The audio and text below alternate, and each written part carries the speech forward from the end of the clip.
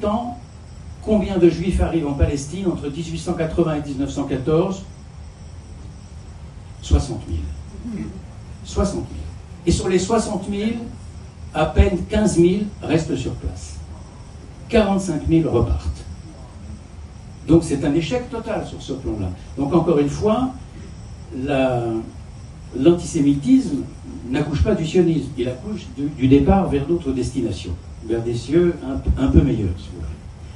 Il y a également d'autres mythologies qui touchent au sionisme.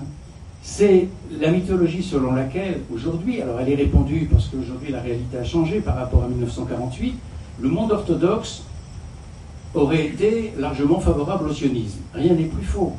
Le monde orthodoxe a été totalement antisioniste, et jusqu'en 1948, et même après d'ailleurs.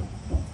Donc le monde orthodoxe, qu'on appelle en Israël Haredim, le monde orthodoxe, essentiellement dans l'Empire russe, puisque c'est là le berceau du sionisme sur le fond, le monde orthodoxe a été violemment antisioniste dès l'apparition du sionisme, dès l'apparition des amants de Sion, 1880 à peu près, et a fortiori avec l'époque d'Herzl. Alors il y a eu un petit courant dans le monde religieux, c'est vrai, un courant faible de sionisme religieux qui va donner naissance à ce courant qu'on appelle le Mizrahi en 1902 et qui est marqué par des personnalités comme le Rav Reines, Meir Bar-Ilan, ce sont des noms qu'on connaît ici, il y a des rues Reines partout et Bar-Ilan partout, université, le Rav Kook évidemment, le Rav Kook qui est leur successeur, bon.